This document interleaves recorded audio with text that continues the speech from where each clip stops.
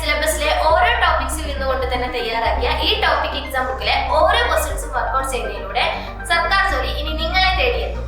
PSCയുടെ അതേ നിലവാരത്തിലുള്ള standard questions ഉൾപ്പെടുത്തിയ ഈ ടോപ്പിക് എക്സാം ബുക്ക് ഓർഡർ ചെയ്യാൻ ഇപ്പോൾ തന്നെ താഴെ കാണുന്ന നമ്പറിൽ കോൺടാക്ട് ചെയ്യും. അപ്പോൾ ഇനി PSCയുടെ ട്രെൻഡ് അറിഞ്ഞ് പഠിക്കാം. ഹായ് ഫ്രണ്ട്സ്, അപ്പോൾ നമ്മുടെ ടോപ്പിക് എക്സാം ബുക്ക് 10 ക്വസ്റ്റ്യൻ സീരീസിന്റെ 7ാമത്തെ എപ്പിസോഡിലേക്ക് എല്ലാവർക്കും സ്വാഗതം. അപ്പോൾ നമ്മൾ ഇന്ന് ഡിസ്കസ് ചെയ്യാൻ വേണ്ടി പോകുന്ന ടോപ്പിക് എന്ന് പറയുന്നത് കെമിസ്ട്രിയിലെ തന്നെ വേറൊരു ടോപ്പിക് ആയിട്ടാണ്. അതായത് മൂലകങ്ങൾ, എലമെന്റ്സ് എന്ന് പറയുന്ന ടോപ്പിക്കാണ് ഇന്ന് നമ്മൾ ഡിസ്കസ് ചെയ്യാൻ വേണ്ടി പോകുന്നത്. ഓക്കെ അല്ലേ? അപ്പോൾ നമ്മൾ ആദ്യത്തെ ക്വസ്റ്റ്യൻ നോക്കാം. ഏറ്റവും കൂടുതൽ സ്ഥിരതയുള്ള ഐസോടോപ്പുകളുള്ള മൂലകം ഏതാണ്? ഏറ്റവും കൂടുതൽ സ്ഥിരതയുള്ള ഐസോടോപ്പുകളുള്ള മൂലകം. Option A tin, option B hydrogen, option C oxygen, option D francium. Okay, ഏറ്റവും കൂടുതൽ സ്ഥിരതയുള്ള ഐസോടോപ്പുകൾ ഏതാണ്? അതായത് കൂടുതൽ ഐസോടോപ്പുകളുള്ള മൂലകം ഏതാണ് എന്നാണ് ചോദ്യം. ഏതാണ് ആൻസർ വരുന്നത്? Option A tin. ഓക്കെ, ടിന്നാണ് ഏറ്റവും കൂടുതൽ സ്ഥിരതയുള്ള അല്ലെങ്കിൽ ഏറ്റവും കൂടുതൽ ഐസോടോപ്പുകളുള്ള മൂലകം എന്ന് പറയുന്നത്. ഇങ്ങനെ ഓർത്ത് വെച്ചാൽ മതി. എന്തെങ്കിലും കൂടുതൽ ഉണ്ടാവുമ്പോൾ നമ്മൾ ഒരു ടിന്നിലിട്ട് വെക്കും അല്ലെ? ഒരു സാധനം നമ്മൾ കയ്യിൽ ഒതുങ്ങുന്നില്ലെങ്കിൽ നമ്മൾ ടിന്നിലിട്ട് സൂക്ഷിച്ചു വെക്കും.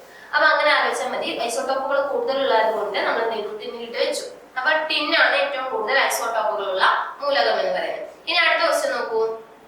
തന്നിരിക്കുന്നവയിൽ നിന്ന് അക്കോറീജിയയുടെ മിശ്രിതങ്ങൾ തിരഞ്ഞെടുക്കുക. ഓക്കെ, അക്കോറീജിയയുടെ മിശ്രിതങ്ങൾ തിരിച്ചറിയുക. താഴെ കുറച്ച് എന്ത് കൊടുത്തിട്ടുണ്ട്? കെമിക്കലിന്റെ നെയിം കൊടുത്തിട്ടുണ്ട്, ആസിഡുകളുടെ നെയിം കൊടുത്തിട്ടുണ്ട്.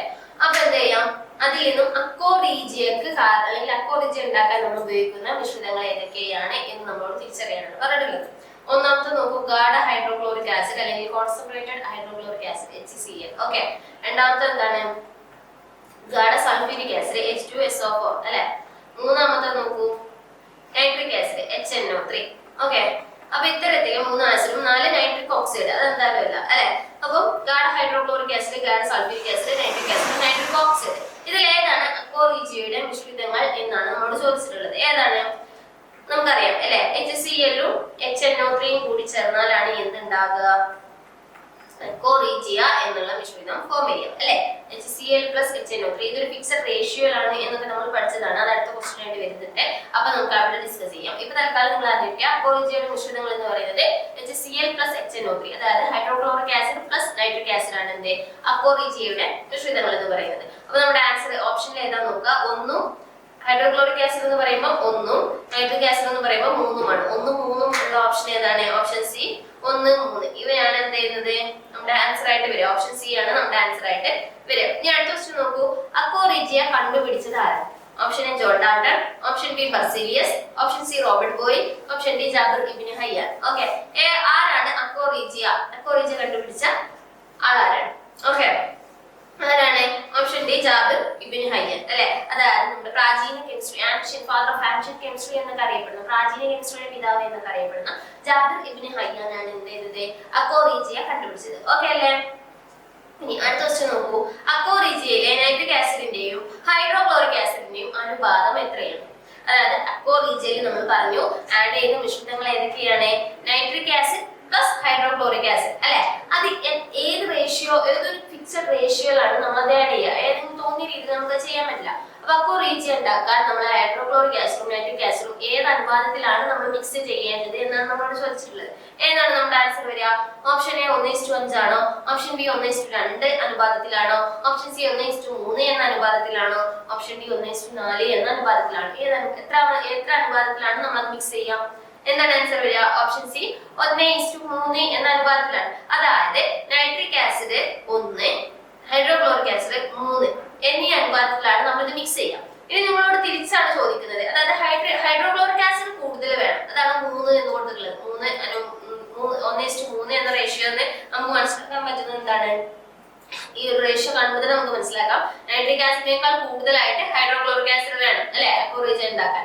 ആ ഒരു അനുപാതം കണ്ടാൽ തന്നെ മനസ്സിലാകും. അതുകൊണ്ട് തന്നെ നമുക്ക് തിരിച്ച് ക്വസ്റ്റ്യൻ ചോദിക്കാൻ ചാൻസ് ഉണ്ട്. ചോദിച്ചതാണ് ഹൈഡ്രോക്ലോറിക് ആസിഡിന്റെയും നൈട്രിക് ആസിഡിന്റെയും അനുപാതം എത്രയാണ് അക്കോറീജിയ നിർമ്മിക്കുക എന്ന് ചോദിച്ചാൽ അവിടെ ആദ്യം വരുന്നത് ഹൈഡ്രോക്ലോറിക് ആസിഡ് ആണ് അല്ലെ? ഹൈഡ്രോക്ലോറിക് ആസിഡിന്റെയും നൈട്രിക് ആസിഡിന്റെയും അനുപാതം എന്ന് ചോദിക്കുകയാണെങ്കിൽ അവിടെ നമ്മൾ ആദ്യം ഹൈഡ്രോക്ലോറിക് ആസിഡിന്റെ അനുപാതം എഴുതണം. അത് എത്രയാണ്? 3. ഇനി നൈട്രിക് ആസിഡിന്റെ അനുപാതം എത്രയാണ്? 1. അപ്പൊ അങ്ങനെ തിരിച്ചു ചോദിക്കുകയാണെങ്കിൽ 3:1 ആണ് നമ്മുടെ ആൻസർ വരിക. അപ്പൊ നിങ്ങൾ കാണാതെ പഠിച്ചു പോകരുത്. നൈട്രിക് ആസിഡിന്റെയും ഹൈഡ്രോക്ലോറിക് ഹൈഡ്രോക്ലോറിക് ആസിഡിന്റെയും അനുപാതം 1:3. അത് നിങ്ങൾ മനസ്സിലാക്കാൻ ഹൈഡ്രിക് ആസിഡ് കുറവും ഹൈഡ്രോക്ലോറിക് ആസിഡ് കൂടുതലും വേണം. ഓക്കെ, ഇത് തിരിച്ച് നിങ്ങളോട് ഇങ്ങനെ ക്വസ്റ്റ്യൻ വരാം, ഹൈഡ്രോക്ലോറിക് ആസിഡിന്റെയും ഹൈഡ്രിക് ആസിഡിന്റെയും അനുപാതം എത്രയാണ് എന്ന് ചോദിക്കുമ്പോൾ നേരെ റേഷ്യോ തിരിയില്ലേ, 3:1 എന്നുള്ള റേഷ്യോയിലാകും. ഓക്കെ, അപ്പൊ നിങ്ങൾ നല്ലോണം ക്വസ്റ്റ്യൻ നല്ലോണം വായിച്ചിട്ട് ആൻസർ ചെയ്യുക, നെഗറ്റീവ് അടിച്ച് പോകരുത്, ഉള്ള മാർക്ക് കൂടി കളയരുത്. ഓക്കെ അല്ലേ? ഇനി അടുത്ത ക്വസ്റ്റ്യൻ നോക്കൂ. മൂലകങ്ങളുടെ വർഗീകരണത്തിന് തുടക്കം കുറിച്ച് ശാസ്ത്രജ്ഞനായ? Option A Newland, option B Mendeleev, option C Dobereiner, option D Lavoisier. മൂലകങ്ങളുടെ വർഗീകരണത്തിന് തുടക്കം കുറിച്ച ശാസ്ത്രജ്ഞൻ, സ്റ്റാർട്ട് ചെയ്തത് ആരാണ് എന്നാണ് ചോദ്യം. ആരാണ്? ഓപ്ഷൻ ഡി ലാവോഷ്യൻ ആണ് അല്ലെ. മൂലകങ്ങളെ ലോഹങ്ങൾ അലോഹങ്ങൾ എന്നിങ്ങനെ 2 ഗ്രൂപ്പാക്കി തിരിച്ചു 30 മൂലകങ്ങളെ വേർതിരിച്ചു. അന്നത്തെ കാലത്ത് 30 മൂലകങ്ങളെ കണ്ടെത്തിയിട്ടുള്ളൂ. അതുകൊണ്ട് തന്നെ 30 മൂലകങ്ങളെ അതായത് ലോഹങ്ങൾ അലോഹങ്ങൾ എന്നീ കാറ്റഗറിയിൽ ഉൾപ്പെടുത്തി. അപ്പൊ അതുകൊണ്ട് തന്നെ മൂലകങ്ങളുടെ വർഗീകരണത്തിന് തുടക്കം കുറിച്ചത് എന്ന നിലയിൽ അറിയപ്പെടുന്നത് ആരാണ്? ലാവോഷ്യൻ ആണ്. ഓക്കെ, അടുത്ത് നോക്കൂ. പീരിയോഡിക് ടേബിളിനെ പറ്റിയുള്ള പ്രസ്താവനകൾ വായിച്ച് ഉത്തരം തിരഞ്ഞെടുക്കുക. 2 പ്രസ്താവനകൾ അവിടെ കൊടുത്തിട്ടുണ്ട്. ഒന്നാമത്തെ പ്രസ്താവന, ഒരു ഗ്രൂപ്പിൽ താഴേക്ക് വരുംതോറും ആറ്റത്തിന്റെ വലുപ്പം കൂടുന്നു. 2, ഒരു പീരീഡിൽ ഇടത്തു നിന്നും വലത്തോട്ട് പോകുന്തോറും ലോഹ സ്വഭാവം കൂടുന്നു. ഈ ഒരു 2 പ്രസ്താവനകൾ നമ്മൾ വായിക്കാം. എന്നിട്ട് നേരെ ഓപ്ഷനിലോട്ട് പോകുക. എ ഓപ്ഷൻ 1 മാത്രം ശരി, ഓപ്ഷൻ ബി 2 മാത്രം ശരി, ഓപ്ഷൻ സി 2 പ്രസ്താവനകളും ശരി, ഓപ്ഷൻ ഡി 2 പ്രസ്താവനകളും തെറ്റ്. ഓക്കെ, നമ്മൾ ആദ്യം ഓപ്ഷൻസ് അവിടെ നിൽക്കട്ടെ. ആദ്യം നമ്മൾ ആ 2 പ്രസ്താവന തന്നിട്ടുള്ള പ്രസ്താവനകൾ ആദ്യം നമ്മൾ അനലൈസ് ചെയ്ത് നോക്കാം. ഓക്കെ, ഇതിൽ ഏതാണ് തെറ്റ് ഏതാണ് ശരി അങ്ങനെയൊക്കെ നമ്മളൊന്ന് മാർക്ക് ചെയ്ത് നോക്കാം. ഒരു ഗ്രൂപ്പിന്റെ താഴേക്ക് വരുന്നതോട് ആറ്റത്തിന്റെ വലുപ്പം കൂടുന്നു, ശരിയാണ് അല്ലെ. ഒരു ഗ്രൂപ്പിന്റെ താഴേക്ക് വരുന്നതോട് ലോഹ സ്വഭാവം കൂടുന്നു, ആറ്റത്തിന്റെ വലുപ്പം കൂടുന്നു എന്നൊക്കെ നമ്മൾ പഠിച്ചതാണ്. ഇനി ഇടത്തു നിന്നും വലത്തോട്ട് പോകുമ്പോൾ എന്താ സംഭവിക്കുന്നത്? ആറ്റത്തിന്റെ വലുപ്പം കൂടുകയാണ്, കുറയാണ് ചെയ്യുക, കുറയും അല്ലെ. അപ്പൊ ഒരു ഗ്രൂപ്പിൽ നിന്നും മുകളിൽ നിന്നും താഴേക്ക് വരുന്നതോറും ലോഹ സ്വഭാവം കൂടുന്നു, ആറ്റത്തിന്റെ വലുപ്പം കൂടുന്നു എന്നൊക്കെ പഠിച്ചത്. അപ്പൊ നമ്മുടെ ഈ ഒരു പ്രസ്താവന ഒന്നാമത്തെ പ്രസ്താവന എന്താണ്? ശരിയാണ് അല്ലെ. ഒന്നാമത്തെ പ്രസ്താവന ശരിയാണ്. ഇനി നോക്കൂ, രണ്ടാമത്തെ പ്രസ്താവന നോക്കൂ. ഒരു പീരീഡിൽ ഇടത്തു നിന്നും വലത്തോട്ട് പോകുന്നതോറും ലോഹ സ്വഭാവം കൂടുന്നു, ശരിയാണോ? അല്ല, ഇടത്തു നിന്നും വലത്തോട്ട് ഇങ്ങനെയാണ് പോകുന്നതെങ്കിൽ ഒരു പീരിയോഡിക് ടേബിളിൽ നിന്നും ഇടത്തു നിന്നും വലത്തോട്ട് പോകുന്തോറും ലോഹ സ്വഭാവം കൂടുന്നില്ല, പകരം എന്താ കൂടുന്നത്? അലോഹ സ്വഭാവമാണ് കൂടുന്നത്. അതായത് ലോഹ സ്വഭാവം കുറയുന്നു എന്ന് വെച്ചാൽ അലോഹ സ്വഭാവം കൂടുന്നു. അപ്പൊ ഇവിടെ ഈ ഒരു പ്രസ്താവന എന്താണ്? തെറ്റാണ്, ലോഹ സ്വഭാവം കൂടുന്നില്ല. ഓക്കെ, അപ്പൊ ഈ ഒരു പ്രസ്താവന ഇവിടെ തെറ്റാണ്. ഒന്നാമത്തെ പ്രസ്താവന മാത്രമാണ് ഇവിടെ ശരിയായിട്ടുള്ളൂ. ഇനി നമ്മൾ ഓപ്ഷനിലോട്ട് വരിക. അങ്ങനെ ഒരു ഓപ്ഷൻ ഉണ്ടാ നോക്കുക. 1 മാത്രം ശരി എന്നുള്ള ഓപ്ഷൻ ഉണ്ടോ? യെസ് ഉണ്ട്. ഓപ്ഷൻ എ 1 മാത്രം ശരി അല്ലെ. ഫസ്റ്റ് ഓപ്ഷൻ തന്നെ അതാണ്. അപ്പൊ അതാണ് നമ്മുടെ ആൻസർ ആയിട്ട് വരുന്നത്. ഒരു ഗ്രൂപ്പിന്റെ താഴേക്ക് വരുന്തോറും ആറ്റത്തിന്റെ വലുപ്പം കൂടുന്നു എന്നുള്ള ഓപ്ഷൻ മാത്രം എന്നുള്ള പ്രസ്താവന മാത്രമാണ് എന്ത് ചെയ്തത് ഇവിടെ ശരിയായിട്ടുള്ളൂ അല്ലെ. ഇനി അടുത്ത ക്വസ്റ്റ്യൻ നോക്കൂ. നിറമുള്ള സംയുക്തങ്ങൾ ഉൽപ്പാദിപ്പിക്കുന്ന മൂലകങ്ങൾ ഏതാണ്? ഓക്കെ, നിറമുള്ള സംയുക്തങ്ങൾ ഉൽപ്പാദിപ്പിക്കുന്ന ബ്ലോക്ക് അല്ലെ. ബ്ലോക്കുകളായിട്ട് തന്നെ നമ്മൾ പറയാറുണ്ട്. നിറമുള്ള സംയുക്തങ്ങൾ ഉൽപ്പാദിപ്പിക്കുന്ന ബ്ലോക്ക് അല്ലെങ്കിൽ മൂലകങ്ങൾ ഏതാണ്? ഓപ്ഷൻ എ എസ് ബ്ലോക്ക് മൂലകങ്ങൾ, ഓപ്ഷൻ ബി ഡി ബ്ലോക്ക് മൂലകങ്ങൾ, ഓപ്ഷൻ സി എഫ് ബ്ലോക്ക് മൂലകങ്ങൾ, ഓപ്ഷൻ ഡി പി ബ്ലോക്ക് മൂലകങ്ങൾ. ഓക്കെ, ഏത് മൂലകങ്ങളാണ് നിറമുള്ള സംയുക്തങ്ങൾ ഉൽപ്പാദിപ്പിക്കുന്നത്? ഏതാണ്? നമുക്കറിയാം അല്ലെ. ഓപ്ഷൻ ബി ഡി ബ്ലോക്ക് മൂലകങ്ങളാണ്. ഓക്കെ, ഡി ബ്ലോക്ക് മൂലകങ്ങളാണ് നിറമുള്ള സംയുക്തങ്ങൾ ഉൽപ്പാദിപ്പിക്കുന്നത്. ഇനി അടുത്ത ക്വസ്റ്റ്യൻ നോക്കൂ. ഒരു സിലിണ്ടറിൽ സ്പൈറൽ ആകൃതിയിൽ അറ്റോമിക് മാസിന്റെ ആരോഹണ ക്രമത്തിൽ മൂലകങ്ങളെ വിന്യസിച്ചാൽ സമാന ഗുണമുള്ള മൂലകങ്ങൾ ലംബത്തിൽ അണിനിരക്കുമെന്ന് ടെലൂറിക് ഹെലിക്സ് ആശയം മുന്നോട്ട് വെച്ച ശാസ്ത്രജ്ഞൻ ആരാണ്? ഒന്നും മനസ്സിലായി അല്ലെ. അതായത് ഒരു വലിയൊരു ക്വസ്റ്റ്യൻ ആണ്. നമുക്ക് എന്ത് ചെയ്യാം, ഈ ഒരു ക്വസ്റ്റ്യൻ ഒന്നും കൂടി വായിച്ചോ. അതായത് ഒരു സിലിണ്ടറിൽ സ്പൈറൽ ആകൃതിയിൽ അറ്റോമിക് മാസിന്റെ ആരോഹണ ക്രമത്തിൽ മൂലകങ്ങളെ വിന്യസിച്ചാൽ, അതായത് ഇങ്ങനെ ഒരു സിലിണ്ടർ ആകൃതിയിലെ നമ്മൾ എന്ത് ചെയ്യണം? ഒരു സിലിണ്ടർ മോഡൽ ആയില്ലേ. ഓക്കെ, ഇങ്ങനെ ഒരു സിലിണ്ടർ ആകൃതിയിലെ സ്പൈറൽ ഷേപ്പില് നമ്മൾ എന്ത് ചെയ്യണേ? മൂലകങ്ങളെ വിന്യസിച്ചാൽ, ഇവിടെ ഒരു മൂലകം അടുത്തത് ഇവിടെ ഒരു മൂലകം ഇങ്ങനെ വിന്യസിച്ച് പോയാലേ ഈ ഒരു മാതൃകയെ പറയുന്ന പേരാണ് എന്ത്? ടെല്ലൂറിക് ഹെലിക്സ് എന്ന് പറയുന്നത്. Okay, telluric helix. അപ്പൊ ഈ ഒരു മാതൃകയിൽ ഇങ്ങനെ മൂലകങ്ങളെ അണിനിരത്തി ഒരു സിലിണ്ടർ സ്പൈറൽ ആകൃതിയിലായിട്ട് അറ്റോമിക് മാസിന്റെ ആരോഹണ ക്രമത്തിൽ നമ്മൾ മൂലകങ്ങളെ വിന്യസിച്ചാൽ ടെല്ലൂറിക് ഹെലിക്സ് എന്ന മാതൃക കൊണ്ടുവന്ന ശാസ്ത്രജ്ഞർ ആരാണ് എന്നാണ് ചോദിച്ചത്. ആരാണ്?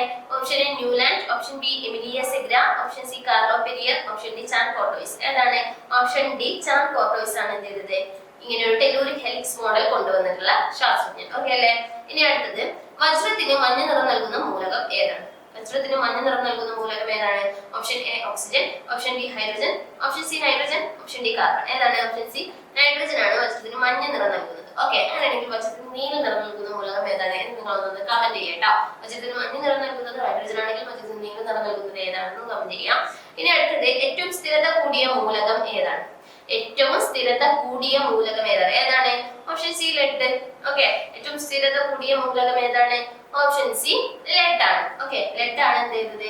ഏറ്റവും സ്ഥിരത കൂടിയ മൂലകം എന്നിങ്ങനെ അറിയപ്പെടുന്നത്. അപ്പൊ ഇത്രയും ക്വസ്റ്റ്യൻസ് ആണ് നമ്മൾ ഇന്ന് ഡിസ്കസ് ചെയ്തത്. അപ്പൊ ഇത്തരത്തിലുള്ള ഇമ്പോർട്ടന്റ് ആയിട്ടും റിപ്പീറ്റഡ് ആയിട്ടും ചോദിക്കുന്ന ക്വസ്റ്റ്യൻസ് നിങ്ങൾക്ക് അറിയണമെന്നുണ്ടെങ്കിൽ നമ്മുടെ ലാമൻ സൊല്യൂഷൻസ് എന്ന യൂട്യൂബ് ചാനൽ സബ്സ്ക്രൈബ് ചെയ്യുക. ഓക്കെ.